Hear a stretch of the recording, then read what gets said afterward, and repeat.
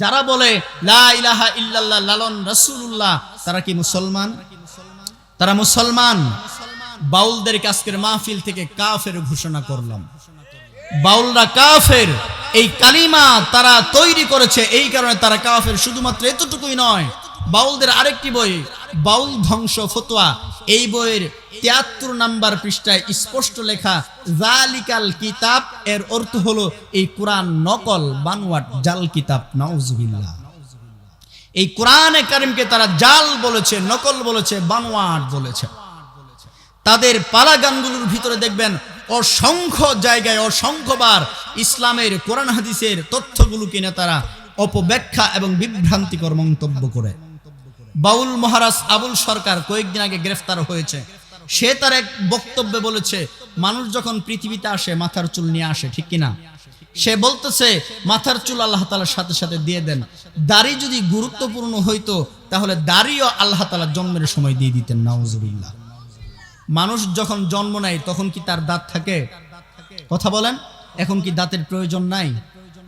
তাহলে দাড়ির জন্মের সময় দেই নাই, এই কারণে যে দাড়ির প্রয়োজন নাই, এটা শুধুমাত্র একটা অপব্যাখ্যা ছাড়া আর কিছু নয়।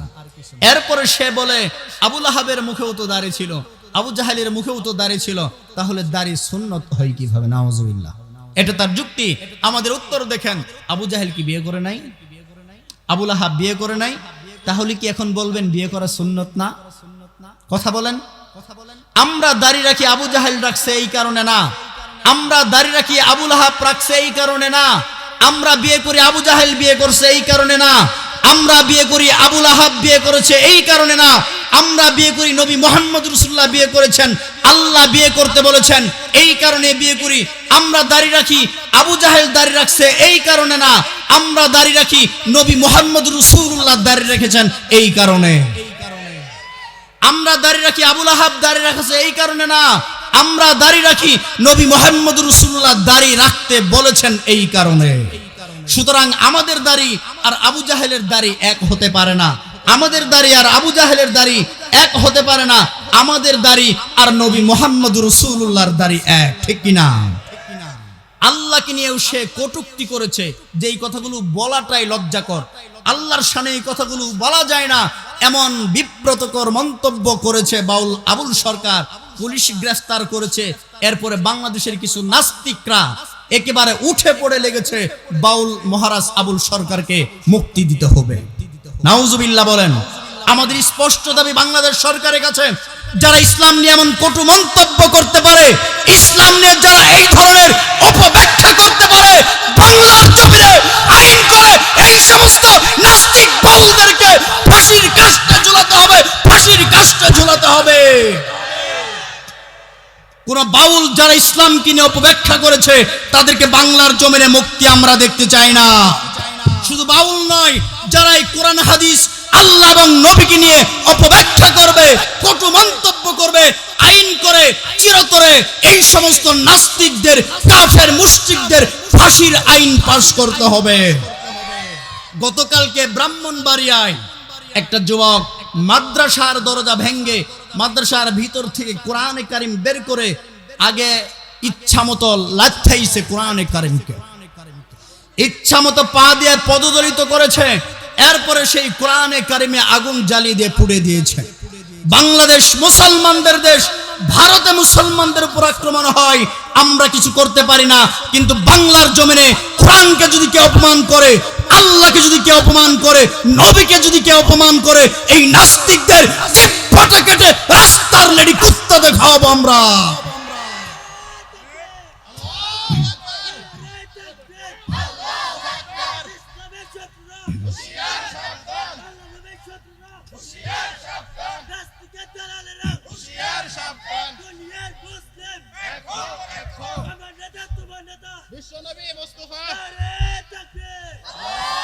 আমাদের স্পষ্ট দাবি, এই লীলা খেলা আজকের নতুন নয়, বহু পুরাতন।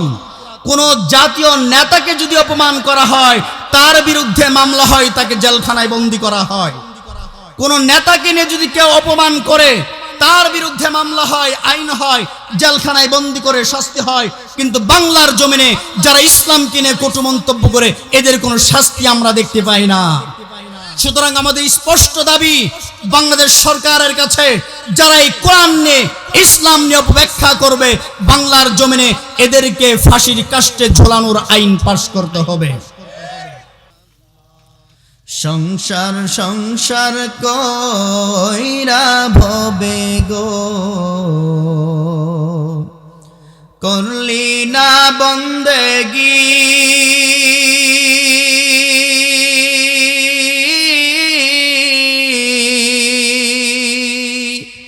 কি জানি কি ও পাই হবে গো,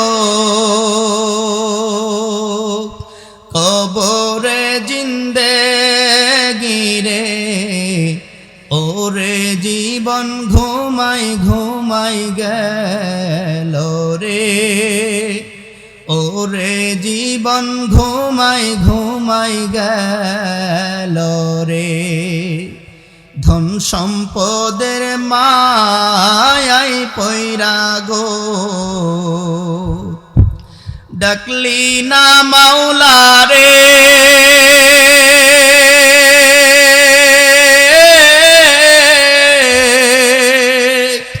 কিভাবে কাটাইবি মনরে, অন্ধকার কবরে রে, ওরে জীবন গুনাই গুনাই গেল রে, ওরে জীবন ঘুমাই ঘুমাই গেল রে। নিঃশ্বাসের বিশ্বাস কইরা গো, বাঁধলা সুখের ঘর,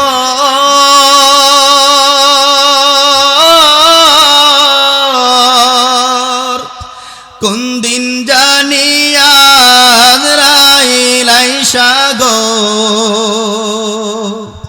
সবই করে পরে, ওরে জীবন ঘুমাই ঘুমাই গেল রে, ওরে জীবন গোনাই গোনাই গেল রে।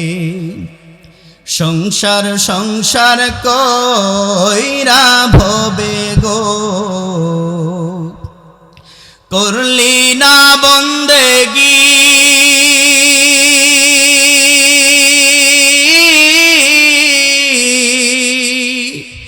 কি জানি কি ও পাই হবে গো,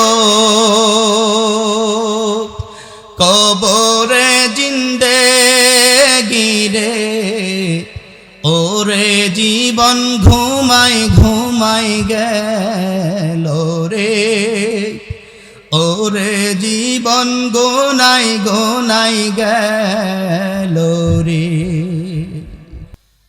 الدنيا متاع وخير متاع الدنيا المرأة الصالحة।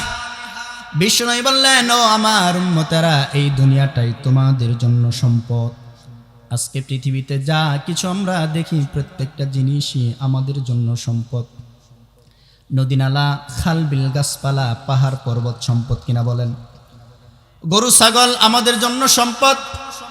আকাশে বাতাসে যা কিছু আমরা দেখি, নিচে উপরে, প্রত্যেকটা জিনিসই আমাদের জন্য সম্পদ, প্রত্যেকটা জিনিসই আমাদের জন্য নিয়ামত। কিন্তু নবী বলেন, আদ-দুনিয়া মাতাউন, তামাম দুনিয়াটাই তোমাদের জন্য নিয়ামত, কিন্তু এই দুনিয়ার ভিতরে সবচেয়ে বড় নিয়ামত হলো ও খৈরু মাতা'আদ দুনিয়া আল মারআতুস সালিহা। এই পৃথিবীতে যারা ধার্মিক সৎ সতী নারী, এরাই হলো উম্মতের জন্য সবচাইতে বড় উপহার। নারীদেরকে বিশ্বনবী দুটি হাদিসে দুটি ভাগে বিভক্ত করলেন।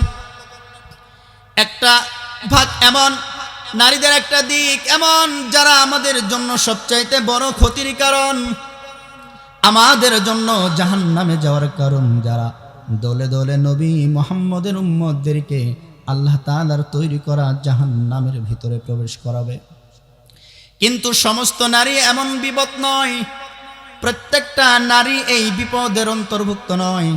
আরেকটা দিক হলো গোটা পৃথিবীটাই সম্পদ, কিন্তু এর ভিতরে সবচাইতে বড় সম্পদ হলো ধার্মিক নারী। কথা বুঝতেছেন? কথাগুলো বুঝবেন, না বুঝলে আপনি আমল করবেন কি? তাহলে বিশ্বনবী নারীদেরকে কয় ভাগে বিভক্ত করেছে? 2 ভাগে। একটা আমাদের জাহান্নামে যাওয়ার কারণ, আরেকটা আমাদের জন্য জান্নাতে যাওয়ার কারণ হয়ে দাঁড়াবে। জান্নাতে যাওয়ার জন্য যেই সমস্ত নারীরা হবে তাদের আলোচনা আজকে করব না। আজকে আলোচনা করব ওই সমস্ত নারীদেরকে নিয়ে যারা আমাদেরকে দলে দলে জাহান্নামে প্রবেশ করাবে। এই নারীগুলো সমস্ত নারী নয়। মা বোন যারা এসেছেন মনে করবেন হুজুর আমাদেরকে বিপদের কারণ বলল, হুজুর আমাদেরকে জাহান্নামে যাওয়ার কারণ বলল। মা বোনরা ক্ষমা করবেন, কথা আমি বলি নাই, কথাটা বলেছেন কে? বিশ্বনবী মুহাম্মদ রাসূলুল্লাহ বলেছেন। কিন্তু পৃথিবীর সমস্ত নারীদেরকে বলেন নাই, এক শ্রেণীর নারীদেরকে নবীজি বলেছেন। তারা কারা? আজকের আলোচনায় ওই নারীদের বৈশিষ্ট্যগুলো আপনাদের সামনে একটা একটা করে তুলে ধরবো ইনশাআল্লাহ। একবারে পরিষ্কারভাবে আপনি বুঝতে পারবেন। এত সুন্দরভাবে আপনি শুনেন নাই, বিশ্বাস করেন এত সুন্দরভাবেই একটা একটা করে তুলে ধরবো ওই সমস্ত নারী কারা। আমাদের ঘরে আছে কিনা, আমার মা ওই নারীদের অন্তর্ভুক্ত কিনা, আমার স্ত্রী ওই ভয়ঙ্কর নারীর অন্তর্ভুক্ত কিনা, আমার কলিজার টুকরা মেয়েটা ওই নারীর অন্তর্ভুক্ত কিনা আমাদের জানতে হবে না? রব্বুল আলামিন কোরআনে কারিমে ডাক দিয়ে বলেন, ওয়াকারনা ফি বুয়ুতিকুন্না ওয়ালা তাবাররাজনা তাবাররুজাল জাহিলিয়াতিল উলা। রব্বে কারিম বললেন, ও পৃথিবীর নারীরা, পৃথিবীর সমস্ত নারীদেরকে রব্বে কারিম ডাক দিলেন এইভাবে, ওয়াকারনা ফি বুয়ুতিকুন্না, ও পৃথিবীর নারীরা তোমরা অবস্থান করবে ফি বুয়ুতিকুন্না, তোমাদের ঘরে। আল্লাহ বললেন নারী তোমরা অবস্থান করবে তোমাদের ঘরে। কার আদেশ? কথা বলেন, নারীরা কোথায় অবস্থান করবে? কথা বলেন, নারীরা অবস্থান করবে ঘরের ভিতরে। আদেশ কার? রব্বুল আলামিন আদেশ করলেন নারী তোমরা ঘরের ভিতরে অবস্থান করবে। কথা আল্লাহর কোরআনে কারিম সূরা আহজাবের ভিতরে আল্লাহ নিজে বললেন নারী তোমরা ঘরের ভিতরে অবস্থান করবে। কিন্তু বাংলাদেশে কিছু বুদ্ধিজীবী আছে, নাস্তিক মার্কা, টেলিভিশনের টকশোতে বসে বসে পত্রিকার কলামে লিখনি দেয়, মোল্লারা নারীদেরকে ঘরের ভিতরে বন্দী করে রাখতে চায়। আছে কিনা? ওরা মনে করে হুজুরেরা নারীদেরকে ঘরের ভিতরে বন্দী করে রাখতে চায়, স্বাধীনতা দিতে চায় না। কথা আমার না, আল্লাহর। কথা বলেন, স্বয়ং রব্বুল আলামিন বলেছেন পৃথিবীর কোনো মোল্লা নয়, পৃথিবীর কোনো আলেম নয়, পৃথিবীর কোনো হুজুর নয়, স্বয়ং রব্বে কারিম বলেছেন পৃথিবীর নারীরা তোমরা তোমাদের ঘরের ভিতরে অবস্থান করবে। আপনি আপনার সন্তানকে যত মহব্বত করেন, বাহিরের মানুষ যতই মহব্বত দেখাবে সেটা মহব্বত নয়, মহব্বতের অন্তরালে বিপদ হতে পারে। ঠিক কিনা? ওই যে কথা আছে না, মায়ের চেয়ে মাসির দরদ বেশি। এরকম রব্বুল আলামিন নারীদেরকে সৃষ্টি করলেন। যিনি সৃষ্টি করলেন তার চাইতে নারীদের ব্যাপারে ভালো আর কেউ জানে? আর কেউ পৃথিবীর কেউ জানে না। নারীরা কোথায় থাকলে ভালো হবে কেউ বলতে পারবে না। কিন্তু রব্বুল আলামিন তিনি ভালো জানেন তার সৃষ্টি, তার সৃষ্টিকে তার চাইতে মহব্বত দ্বিতীয় কেউ করতেও পারে না। ঠিক কিনা? সেই রব্বুল আলামিন বললেন ও পৃথিবীর নারীরা তোমরা তোমাদের ঘরের ভিতরে অবস্থান করবে। এটা পরাধীনতা নয়, এটা তোমাদেরকে বন্দি করে রাখা নয়, ঘর তোমাদের জন্য বন্দিশালাও নয়, মূলত ঘরটাই তোমাদের জন্য বসবাসের জায়গা। রব্বুল আলামিন এরপরে বললেন ওয়ালা তাবাররুজনা তাবাররুজাল জাহিলিয়াতিল উলা। আল্লাহ বললেন ও নারীরা তোমরা তোমাদের ঘরের ভিতরে অবস্থান করবে, কথা ঠিক, কিন্তু প্রয়োজনে তোমাদের বাহিরে বের হতেও লাগতে পারে। ঠিক কিনা? কোনো প্রয়োজনে যখন তোমরা বাড়ি থেকে বের হবে, আল্লাহ বললেন ওয়ালা তাবাররুজনা তাবাররুজাল জাহিলিয়াতিল উলা, মূর্খ যুগের বর্বর নারীদের মতো করে প্রদর্শনীয় ভঙ্গিতে রাস্তায় বের হবে না। নারীরা প্রয়োজনে বাড়ি থেকে বের হতে পারে, নারীরা মা বোনরা প্রয়োজনে ঘর থেকে বের হতে পারে, কিন্তু তার একটা সীমা রব্বে আলামিন দিয়েছেন।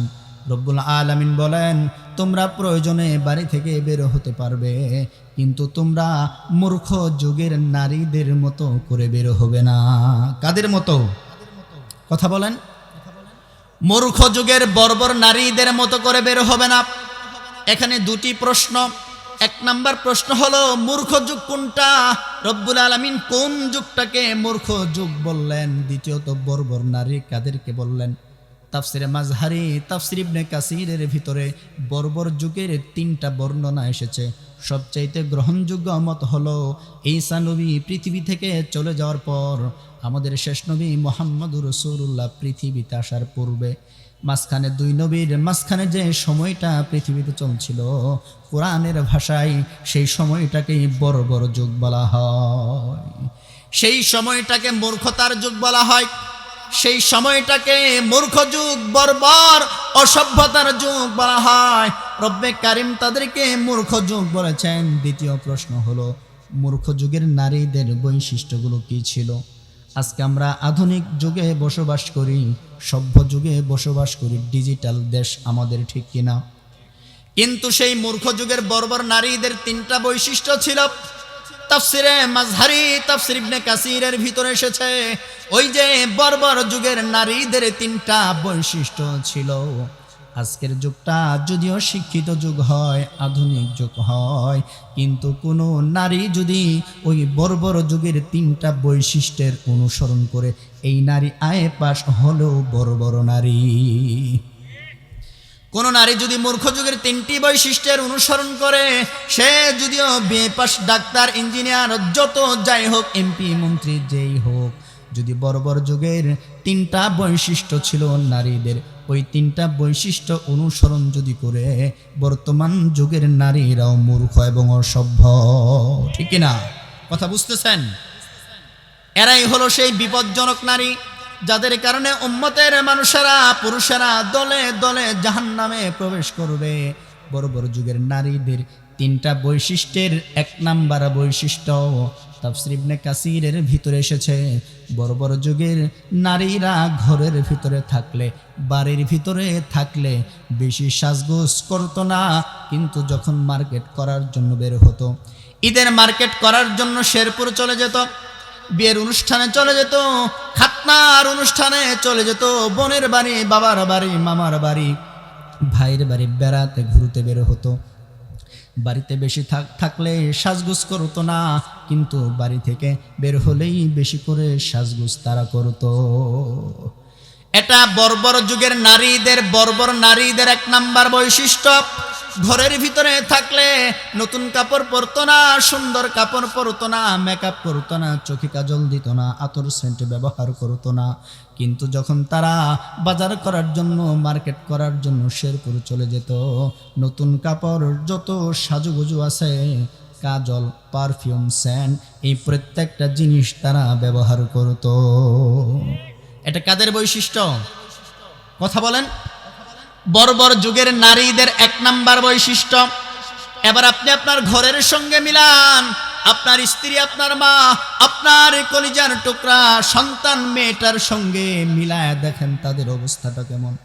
আপনার স্ত্রী ঘরের ভিতরে থাকলে বেশি সাজে না শেরপুর মার্কেট করার জন্য গেলে বেশি সাজে? কথা বলেন। মার্কেট করতে গেলে বেশি সাজে না ঘরে থাকলে বেশি সাজে? আপনার মা, আপনার স্ত্রী, আপনার মেয়ে বাড়িতে থাকলে বেশি সাজে না বিয়ের অনুষ্ঠানে গেলে বেশি সাজে? বিয়ের অনুষ্ঠানে গেলে বেশি সাজে, মার্কেট করার জন্য গেলে বেশি সাজে।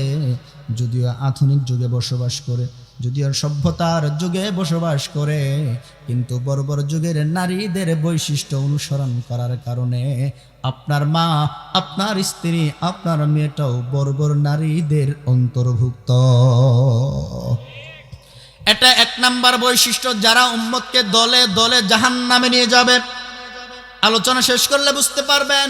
2 নাম্বার বৈশিষ্ট্য বর্বর নারীদের, যখন তারা উড়না ব্যবহার করত, ভালো করে দেখাই, যখন ওই বর্বর যুগের নারীরা উড়না ব্যবহার করত, তাফসির ইবনে কাসিরের ভিতরে এসেছে, তখন তারা উড়নাটা পেঁচিয়ে গলার ভিতরে দিয়ে পিছন দিক দিয়ে ঝুলিয়ে দিত। এই মডেল, এইভাবে তারা ব্যবহার করতো না। তাফসীরের কিতাবে এইভাবে এসেছে, ওই সময় বর্বর যুগের নারীরা তারা তাদের ওড়নাটা এইভাবে পেঁচিয়ে গলার ভিতরে দিয়ে পিছন দিক দিয়ে ঝুলিয়ে দিত। এটা কাদের বৈশিষ্ট্য? বর্বর যুগের নারীদের বৈশিষ্ট্য। আজকে শহরের বন্দরের নারীদেরকে তাকান, অভিনয় যারা করে তাদের দিকে তাকান, ওড়নাটা তারা মাথায় দেয়, বুকে দেয় না, গলায় দেয়, গলায় দেয়। এটা তো বর্বর যুগের নারীদের বৈশিষ্ট্য। তাফসীরে মাজহারের ভিতরে এসেছে, ওই সময়টা যদিও বর্বর, যদিও অসভ্যতার যুগ, কিন্তু কিছু ভালো মেয়ে ছিল, তারা তাদের ওড়নাটা কেমন করে ব্যবহার করতো দেখাই। কিতাবের ভিতরে এইভাবে এসেছে, মুফাসসিরিগণ লেখেন, ভালো মেয়েরা ওড়নাটা এইভাবে মাথায় দিত, এইভাবে ওড়নাটা মাথায় দিত, দেওয়ার পরে বুক সহ এই পর্যন্ত ঢেকে রাখত। আমাদের গ্রামের মহিলারা এখনো এইভাবে ওড়নাটা পরে, ঠিক কিনা? কথা বলেন। এটা হলো মুসলিমা সভ্য শিক্ষিত নারীদের বৈশিষ্ট্য। কিন্তু বর্বর যুগের নারীদের বৈশিষ্ট্য হলো ওড়নাটা পেঁচিয়ে গলার ভিতরে দিয়ে পিছন দিক দিয়ে ঝুলিয়ে দেয়। আপনার মেয়ে, আপনার স্ত্রী যদি ওড়নাটা গলার ভিতরে দিয়ে পেঁচিয়ে দেয়, যদিও সে আয় পাস, যদিও সে বিয়ে পাস, যদিও সে শিক্ষিতা নারী, যদিও সে চাকরিজীবী, কিন্তু আল্লাহর ভাষায় ওই নারী হলো বর্বর যুগের অনুসারী নারী। বিশ্বনবী বললেন, মা তারাকতু বাদি ফিতনাতান আদররা আলার রিজালি মিনান নিসা। ও আমার উম্মতারা, তোমাদের জন্য এই পৃথিবীতে সবচেয়ে বড় বিপদ রেখে গেলাম একদল নারীদেরকে, যারা আমার উম্মতকে দলে দলে জাহান্নামে নিয়ে যাবে। এদের এক নাম্বার বৈশিষ্ট্য, তারা বর্বর যুগের নারীদের অনুসরণ করবে। বর্বর যুগের নারীদের ৩ নাম্বার বৈশিষ্ট্য তাফসীরের কিতাবে এসেছে, যখন তারা চলতো কোমরটা হেলিয়ে ধুলিয়ে ঢমক দিয়ে রাস্তায় চলতো, পুরুষেরা পিছন দিক থেকে দেহে বেহুশ হয়ে পড়ে যেত। আছে না নাই? কথা বলেন। ওই সময়ের নারীরা ঠমক দিয়ে কোমরটা হেলিয়ে দুলিয়ে রাস্তায় চলতো। আজকে তাকান মিস ওয়ার্ল্ডের দিকে, যেখানে সুন্দরী নারীদের প্রতিযোগিতা করা হয়, কি একটা বেহায়াপনা, কি একটা নির্লজ্জতা। সুন্দরী প্রতিযোগিতা মানেই উলঙ্গ হয়ে নারীদেরকে কোমর হেলিয়ে দুলিয়ে চলতে হয়, ঠিক কিনা? নারীদেরকে একেবারে উলঙ্গ করে ছাড়ে ওই বিশ্ব সুন্দরীর প্রতিযোগিতাগুলিতে, ঠিক কিনা? আর যারা অভিনয় করে, এদের পরিস্থিতি তো একেবারে জঘন্যতম পর্যায়ে পৌঁছে গেছে। একজন মেয়ে যেই পোশাকটা পরে রাতের বেলায় শুয়ে থাকবে বিছানায়, ওই পোশাকটা পরে ওরা শত নয়, হাজার নয়, লাখো মানুষের সামনে অভিনয় করছে। শুনতে খারাপ লাগে, এরপরও বলতে হয়, টেলিভিশনের পর্দায় যারা অভিনয় করে দেখবেন, 2.5 ইঞ্চির একটা ব্রা আর 3 ইঞ্চি একটা হাফ প্যান্ট পরে নাচছে আর গাইছে।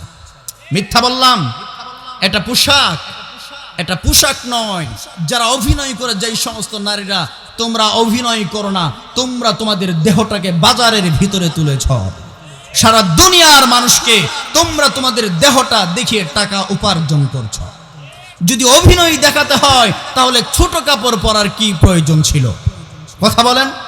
ছোট কাপড় পরার কি প্রয়োজন? তোমরা অভিনয় করবে, কাপড়টা পরেই করো না। হাফ প্যান্ট কেন পরতে হবে? উলঙ্গ কেন থাকতে হবে? এটা হলো বর্বর যুগের নারীদের বৈশিষ্ট্য। বিষ্ণু বললেন, বর্বর যুগের যেই সমস্ত নারীরা আমার উম্মতের জন্য ভয়ঙ্কর হবে, এদের 2 নাম্বার বৈশিষ্ট্য। নবী বলেন, আইয়ুমা ইমরাআতিন ইস্তাতরাত ফামাররাত আলা কওমিন লিয়াজিদু রিহাহা ফাহিয়া সানিয়াতুন ওয়া কুল্লু আইনিন সানিয়া। আল্লাহর নবী বললেন, ও আমার উম্মতেরা, আইয়ুমা ইমরাতিন ইস্তাতরাত, যেই মেয়ে তার দেহের ভিতরে, তার কাপড়ের ভিতরে, তার শরীরের ভিতরে আতর, সেন্ট, পারফিউম, সুগন্ধি লাগিয়ে রাস্তায় বের হয়, আইয়ুমা ইমরাতিন ইস্তাতরাত ফামাররাত আলা কওমিন, এরপরে কোনো মানুষের পাশ দিয়ে অতিক্রম করে, বাজারে বের হলো, অনুষ্ঠানে বের হলো, বিয়ে খেতে চলে গেল, আতর, সেন্ট, সুগন্ধি, পারফিউম লাগিয়ে বের হলো। নবী বলেন, যতগুলো মানুষের পাশ দিয়ে এই নারী অতিক্রম করবে, আইয়ুমা ইমরাতিন ইসতাতরাত ফামাররাত আলা কওমিন লিয়াজিদু রিহাহা ফাহিয়া সানিয়াতুন ওয়া কুল্লু আইনিন সানিয়া। যত পুরুষেরা এই নারীর শরীর থেকে আতর সেন্ট সুগন্ধির গ্রাণ পাবে, এই প্রত্যেকটা পুরুষই বেবিচার হয়ে কিয়ামতের ময়দানে উঠবে। নাউজুবিল্লাহ। একবার যদি মানুষ জানা করে তার শাস্তি হচ্ছে মৃত্যুদণ্ড। একজন নারী যখন আতর সেন্ট পারফিউম লাগিয়ে রাস্তায় বের হয়, শত শত মানুষ তার শরীর থেকে ঘ্রাণ পায়, ঠিক কিনা? শেরপুর শহরে যদি বের হয়, হাজার হাজার পুরুষ তার শরীর থেকে ঘ্রাণ পাবে। 1000 মানুষ যদি একদিন বাজারে বের হলে 1000 মানুষ ঘ্রাণ পায়। নবীর ভাষায় 1000 পুরুষই জানাকার, আর এই 1000 পুরুষ জানাকারের পাপের কারণে জাহান্নামে প্রবেশ করবে। অথচ তাদের কোনো দোষ ছিল না, কিন্তু আপনার মেয়ে, আপনার স্ত্রী, আপনার মা আতর সেন্ট সুগন্ধি সেন্ট লাগিয়ে বের হওয়ার কারণে 1000 পুরুষ জাহান্নামী। এই নারী যদি 50-60 বছর পৃথিবীতে জীবিত থাকে, কমপক্ষে 5 থেকে 10 লক্ষ মানুষকে জাহান্নামে নিয়ে যাবে, ঠিক কিনা? একজন নারীর কারণে 5 থেকে 10 লক্ষ পুরুষ জাহান্নামে যাবে। এই কারণেই বিষ্ণু বললেন, মা তারাকতু বাদি ফিতনাতান আদর আলার রিজালি মিনান নিসা। নবী বললেন, ও আমার উম্মতেরা, তোমাদের ভিতরে এক শ্রেণীর নারী রয়েছে যাদের কারণে আমার উম্মতের মানুষেরা দলে দলে জাহান্নামে প্রবেশ করবে। এরকম মানুষ নাই? অভিনয় করে। আর এখন এমন একটা ফ্যাশন হয়ে গেছে, টিকটক ফেসবুক বের হয়ে, যারা মোবাইল চালান জানেন, টিকটক ফেসবুক থাকার কারণে একেবারে তাদেরকে ঢাকায় গিয়ে শুটিং স্পটে শুটিং করতে হবে এমন নয়, ঘরের ভিতরে বসে, বিছানার ভিতরে বসেই উলঙ্গ কাপড় পরে মোবাইলের সামনে দাঁড়িয়ে গেছে টিকটক শর্ট ভিডিও করে, ঠিক কিনা? টাকা উপার্জন করে, দেহটাকে বিক্রি করে টাকা উপার্জন করছে, এগুলো দিয়ে সংসার চালায়। আবার কিছু ছেলে রয়েছে তাদের স্ত্রীদেরকে ছেড়ে দিয়েছে এই কারণে। ও বিয়ে করছে, এরপর একটা দামি মোবাইল কিনে দিছে, তার স্ত্রী এখন নগণ্য হয়ে জঘন্য হয়ে ফেসবুকে টিকটকে নাচানাচি করবে আর শরীরটা মানুষকে দেখাবে। এই ইনকাম দিয়ে তারা টাকা উপার্জন করবে। ওরা মনে করে এটা তাদের জন্য হালাল। বিশ্বাস করেন, গান বাজনা করে যে টাকা উপার্জন করা হয়, নবী বলেছেন ওয়া থামানুহুন্না হারামুন। গান বাজনা করে যে টাকা উপার্জন করা হয়, এই টাকা আমার উম্মতের জন্য আল্লাহ তাআলা হারাম ঘোষণা করেছেন। বিষ্ণু বলছেন ওয়া থামানুহুন্না হারামুন, এদের উপার্জিত অর্থ কি? হারাম। এই যে অনেক অভিনয় শিল্পী, নায়ক নায়িকা আছে, অভিনয় করে টাকা উপার্জন করে এই টাকা দিয়ে আবার হজ করে, আছে না? আবার কুরবানির সময় গরু কিনে মানুষকে দান করে। এই অভিনয়ের টাকা দিয়ে যদি গরু কিনে কুরবানি করে, এই টাকা দিয়ে মানুষকে যদি আবার খাওয়ানোর কারণে সওয়াবের আশা করে, এটাও তাদের জন্য গুনাহ হবে, হবে কিনা? গান এমন পর্যায়ে, এখন গানের গুলো অনেকগুলো ভাগ রয়েছে গানের। আবার আরেকটা শ্রেণী রয়েছে বাউল। আপনারা নাম জানেন? বাউল গান হয় কিনা এলাকায়? কথা বলেন, হয় না বাউল গান? শরীয়ত মারেফত, বিভিন্ন পালা গান তারা গায়। শরীয়ত মারেফত, স্বামী স্ত্রী ভেদ মারেফত, এগুলো নিয়ে তারা পালা গান করে। বাউলদের সম্পর্কে আপনাদেরকে কিছু নতুন তথ্য দেই যেগুলো আপনারা জানেন না। বাউলদের মূল প্রতিষ্ঠাতাকে জানেন? লালন ফকির। কুষ্টিয়ার লালন ফকির বাউলদের মূল গরু। বাউলদের একটি লিখিত বই বাংলাদেশের বাউল, এই বইয়ের 135 নাম্বার পৃষ্ঠায় স্পষ্ট লেখা, আমাদের নবী হচ্ছে লালন সাইজি। নাউজুবিল্লাহ। বাউলদের নবীকে লালন সাইজি, স্পষ্ট লেখা। শুধুমাত্র তাই নয়, এই বাক্যর 2-3 লাইন নিচে স্পষ্ট লেখা, বাউলদের কালিমা হচ্ছে লা ইলাহা ইল্লাল্লাহ লালন রাসূলুল্লাহ। নাউজুবিল্লাহ। মুহাম্মদ রাসূলুল্লাহ তারা বলে না, তারা বলে লালন রাসূলুল্লাহ। তারপরে তারা লিখেছে, আমরা বাউল, আমাদের ধর্ম আলাদা। ইসলামে যা হালাল আমাদের ধর্মে তা হারাম, ইসলাম ধর্মে যা হালাল আমাদের ধর্মে তা হারাম, এবং ইসলাম ধর্মে যা হালাল আমাদের ধর্মে তা হালাল। এটা বাউলদের বইয়ের ভিতর লেখা, যে বইটা কুষ্টিয়া লালনের মাজার থেকেই প্রকাশিত হয়েছে। যারা বলে লা ইলাহা ইল্লাল্লাহ লালন রাসূলুল্লাহ, তারা কি মুসলমান? তারা মুসলমান। বাউলদের আজকের মাহফিল থেকে কাফের ঘোষণা করলাম। বাউলরা কাফের, এই কালিমা তারা তৈরি করেছে, এই কারণে তারা কাফের। শুধুমাত্র এতটুকুই নয়, বাউলদের আরেকটি বই বাউল ধ্বংস ফতোয়া, এই বইয়ের ৭৩ নাম্বার পৃষ্ঠায় স্পষ্ট লেখা জালিকাল কিতাব, এর অর্থ হলো এই কোরআন নকল, বানোয়াট, জাল কিতাব। নাউজুবিল্লাহ। এই কোরআনে কারিমকে তারা জাল বলেছে, নকল বলেছে, বানোয়াট বলেছে। তাদের পালা গানগুলোর ভিতরে দেখবেন অসংখ্য জায়গায় অসংখ্যবার ইসলামের কোরআন হাদিসের তথ্যগুলো কিনে তারা অপব্যাখ্যা এবং বিভ্রান্তিকর মন্তব্য করে। বাউল মহারাজ আবুল সরকার কয়েকদিন আগে গ্রেফতার হয়েছে। সে তার এক বক্তব্যে বলেছে, মানুষ যখন পৃথিবীতে আসে মাথার চুল নিয়ে আসে, ঠিক কিনা? সে বলতেছে মাথার চুল আল্লাহ তাআলার সাথে সাথে দিয়ে দেন। দাড়ি যদি গুরুত্বপূর্ণ হইতো তাহলে দাড়িও আল্লাহ তাআলা জন্মের সময় দিয়ে দিতেন। নাউজুবিল্লাহ। মানুষ যখন জন্ম নেয় তখন কি তার দাঁত থাকে? কথা বলেন, এখন কি দাঁতের প্রয়োজন নাই? তাহলে দাড়ির জন্মের সময় দেই নাই, এই কারণে যে দাড়ির প্রয়োজন নাই, এটা শুধুমাত্র একটা অপব্যাখ্যা ছাড়া আর কিছু নয়। এরপরে সে বলে আবু লাহাবের মুখেও তো দাড়ি ছিল, আবু জাহেলের মুখেও তো দাড়ি ছিল, তাহলে দাড়ি সুন্নত হয় কিভাবে? নাউজুবিল্লাহ। এটা তার যুক্তি। আমাদের উত্তর দেখেন, আবু জাহেল কি বিয়ে করে নাই? আবু লাহাব বিয়ে করে নাই? তাহলে কি এখন বলবেন বিয়ে করা সুন্নত না? কথা বলেন। আমরা দাড়ি রাখি আবু জাহেল রাখছে এই কারণে না, আমরা দাড়ি রাখি আবু লাহাব রাখছে এই কারণে না, আমরা বিয়ে করি আবু জাহেল বিয়ে করছে এই কারণে না, আমরা বিয়ে করি আবু লাহাব বিয়ে করেছে এই কারণে না, আমরা বিয়ে করি নবী মুহাম্মদ রাসূলুল্লাহ বিয়ে করেছেন, আল্লাহ বিয়ে করতে বলেছেন, এই কারণে বিয়ে করি। আমরা দাড়ি রাখি আবু জাহেল দাড়ি রাখছে এই কারণে না, আমরা দাড়ি রাখি নবী মুহাম্মদ রাসূলুল্লাহ দাড়ি রেখেছেন এই কারণে। আমরা দাড়ি রাখি আবু লাহাব দাড়ি রাখছে এই কারণে না, আমরা দাড়ি রাখি নবী মুহাম্মদ রাসূলুল্লাহ দাড়ি রাখতে বলেছেন এই কারণে।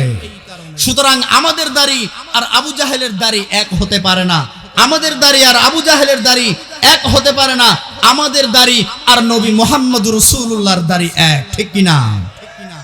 আল্লাহকে নিয়েও সে কটূক্তি করেছে, যে এই কথাগুলো বলাটাই লজ্জাকর, আল্লাহর শানে এই কথাগুলো বলা যায় না, এমন বিব্রতকর মন্তব্য করেছে বাউল আবুল সরকার। পুলিশ গ্রেফতার করেছে। এরপরে বাংলাদেশের কিছু নাস্তিকরা একেবারে উঠে পড়ে লেগেছে, বাউল মহারাজ আবুল সরকারকে মুক্তি দিতে হবে। নাউজুবিল্লাহ বলেন। আমাদের স্পষ্ট দাবি বাংলাদেশ সরকারের কাছে, যারা ইসলাম নিয়ে এমন কটু মন্তব্য করতে পারে, ইসলাম নিয়ে যারা এই ধরনের অপব্যাখ্যা করতে পারে, বাংলার জমিনে আইন করে এই সমস্ত নাস্তিক বাউলদেরকে ফাঁসির কাস্টে ঝুলাতে হবে, ফাঁসির কাস্টে ঝুলাতে হবে। কোন বাউল যারা ইসলামকে নিয়ে অপব্যাখ্যা করেছে তাদেরকে বাংলার জমিনে মুক্তি আমরা দেখতে চাই না। শুধু বাউল নয়, যারা এই কোরআন হাদিস আল্লাহ এবং নবীকে নিয়ে অপব্যাখ্যা করবে, কটু মন্তব্য করবে, আইন করে চিরতরে এই সমস্ত নাস্তিকদের, কাফের মুশরিকদের ফাঁসির আইন পাশ করতে হবে।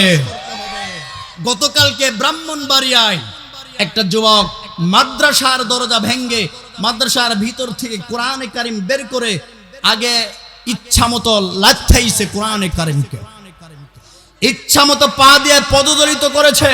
এরপরে সেই কোরআনে কারিমে আগুন জ্বালিয়ে দিয়ে পুড়ে দিয়েছে। বাংলাদেশ মুসলমানদের দেশ, ভারতে মুসলমানদের উপর আক্রমণ হয়, আমরা কিছু করতে পারি না, কিন্তু বাংলার জমিনে কোরআনকে যদি কেউ অপমান করে, আল্লাহকে যদি কেউ অপমান করে, নবীকে যদি কেউ অপমান করে, এই নাস্তিকদের জিহ্বাটা কেটে রাস্তার লেডি কুত্তাতে খাওয়াবো আমরা।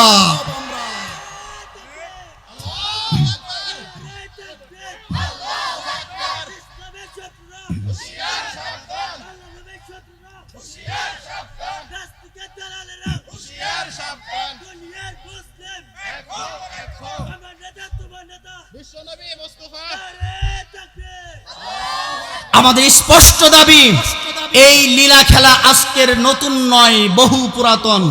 কোন জাতীয় নেতাকে যদি অপমান করা হয়, তার বিরুদ্ধে মামলা হয়, তাকে জেলখানায় বন্দী করা হয়। কোন নেতাকে নিয়ে যদি কেউ অপমান করে, তার বিরুদ্ধে মামলা হয়, আইন হয়, জেলখানায় বন্দী করে শাস্তি হয়। কিন্তু বাংলার জমিনে যারা ইসলামকে নিয়ে কটু মন্তব্য করে, এদের কোনো শাস্তি আমরা দেখতে পাই না। সুতরাং আমাদের স্পষ্ট দাবি বাংলাদেশ সরকারের কাছে, যারা এই কোরআন নিয়ে, ইসলাম নিয়ে অপব্যাখ্যা করবে, বাংলার জমিনে এদেরকে ফাঁসির কাস্টে ঝোলানোর আইন পাশ করতে হবে। এই বাউলরা যুগ যুগ ধরে, দীর্ঘদিন ধরে ইসলামকে নিয়ে এই ধরনের মন্তব্যগুলো করে আসছে। আমাদের ভিতরে কিছু মানুষ আছে মুসলমান, যারা না বুঝে ওই বাউলের গানগুলোই তারা শোনে। তারা মনে করে বাউলরা এমন কিছু কথা বলে, আমরা মনে করি এগুলো খুব তথ্য কথা। তারা মনে করে, যারা শুনে তারা মনে করে এগুলো ভেদ, খুব গোপন কথা, যেগুলো আলেমরা জানে না। তাদের দু একটা প্রশ্নের কথা শোনাই, তারা তাদের গানের ভিতরে এমন ভাবে প্রশ্ন করে, নবী বড় না কোরআন বড়? এইটা প্রশ্ন তাদের। আমাদের কিছু অজানা সাধারণ মুসলমান মনে করে গুরুত্বপূর্ণ প্রশ্ন তো, কিন্তু মূল কথা হচ্ছে এটা কোনো প্রশ্নের ভিতরেই পড়ে না। আপনি যদি নবী বড় এই কথা জানতে চান, তাহলে আদম নবী থেকে নিয়ে শেষ নবী পর্যন্ত যত নবী এসেছেন এদের তালিকা খুঁজতে থাকেন। এই 1,24,000 নবী রাসূলের ভিতরে কোন নবী সবচেয়ে বেশি সম্মানী? নবী মুহাম্মদ রাসূলুল্লাহ, ঠিক কিনা? কোরআন বড় এই কথা যদি জানতে চান, পৃথিবীতে 104খানা কিতাব আল্লাহ তাআলা অবতীর্ণ করেছেন, এর ভিতরে সবচেয়ে বড় সম্মানিত কিতাব কোনটা? কোরআনে কারীম। আপনি এইভাবে মিলান, কিন্তু নিলেন একটা নবী, আরেকটা নিলেন কিতাব, এই দুইজনের ভিতরে বড়কে? এই প্রশ্নটাই অমূলক। তাদের শরীয়ত মারেফত পালাগানের ভিতরে এরকম শত শত অযৌক্তিক প্রশ্ন থাকে। আমাদের মূর্খ মুসলমানরা মনে করে এগুলো খুব গুরুত্বপূর্ণ তত্ত্ববহুল আলোচনা। এই কারণে তারা শুনে আর মনে করে এগুলোই ধর্মীয় গান। মূলত এগুলো গান নয়, এগুলো কুফরি এবং শিরিকি নাস্তিকদের কথা শুধুমাত্র। এই জন্য আমাদেরকে সতর্ক থাকতে হবে। বাউল গান শুনবো আমরা? কথা বলেন, শুনবো? বলছিলাম, যারা গান বাজনা করে টাকা উপার্জন করে, এটা কি? হারাম। নবী মুহাম্মদ রাসূলুল্লাহ বলেছেন, ওয়া সামানুহুন্না হারামুন। হুজুর চলে এসেছেন, আরেকটা হাদিস বলছি। বিশ্ব নবী যে বললেন, মা তারাকতু বাদি ফিতনাতান আদররু আলার রিজালি মিনান নিসা। নবী বললেন, ও আমার উম্মতেরা, তোমাদের ভিতরে এমন কিছু নারী থাকবে যারা আমার উম্মতের পুরুষ জাতিকে দলে দলে জাহান্নামে নিয়ে যাবে। তাদের কিছু পরিচয় আপনারা পেয়েছেন।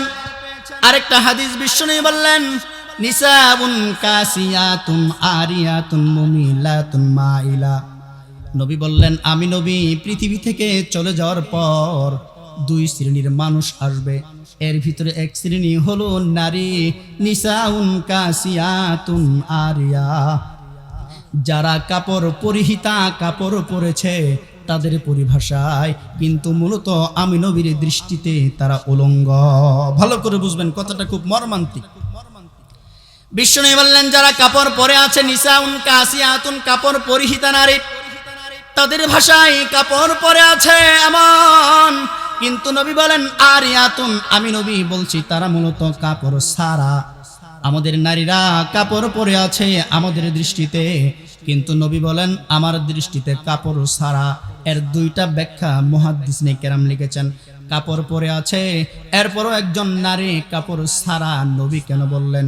এক নাম্বার ব্যাখ্যা হলো, নারীরা হয়তোবা এমন কাপড় পরবে যেই কাপড় পরার কারণে বাহির থেকে বোঝা যায় নারীটা কত মোটা বা চিকন।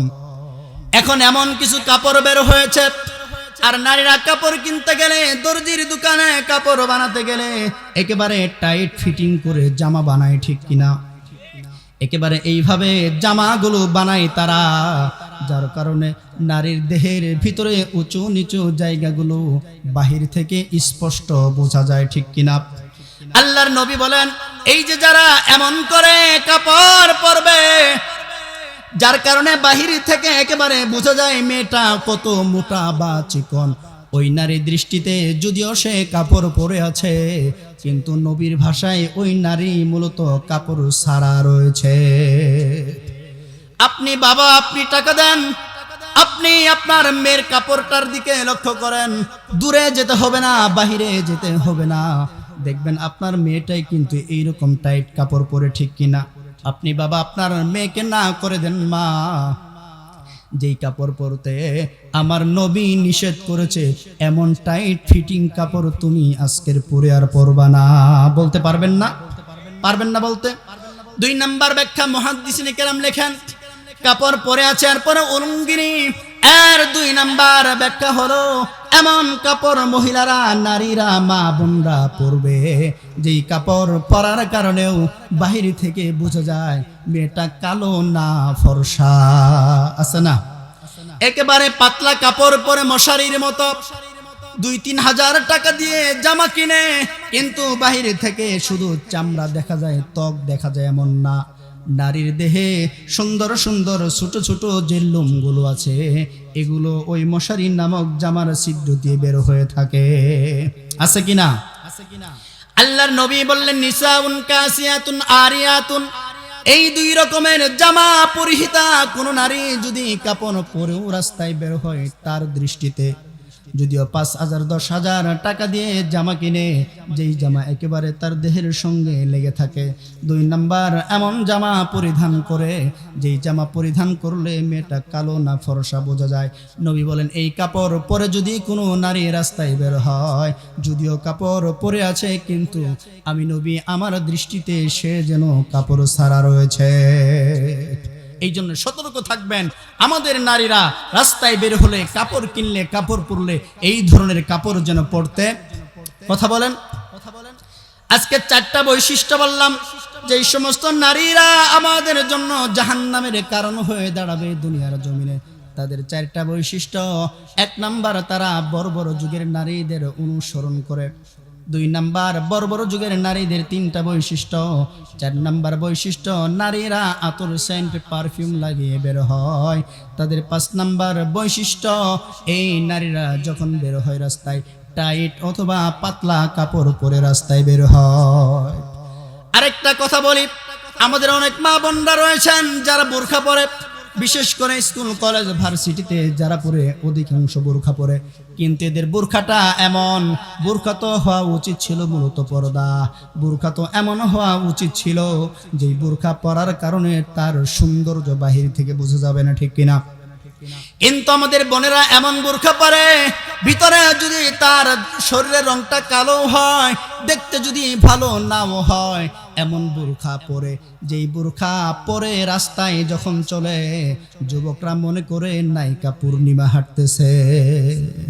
আছে কিনা? একেবারে বোরখা তো টাইট ফিটিং, কালারিং, আবার বিভিন্ন ধরনের লাইটিং করা। আছে না?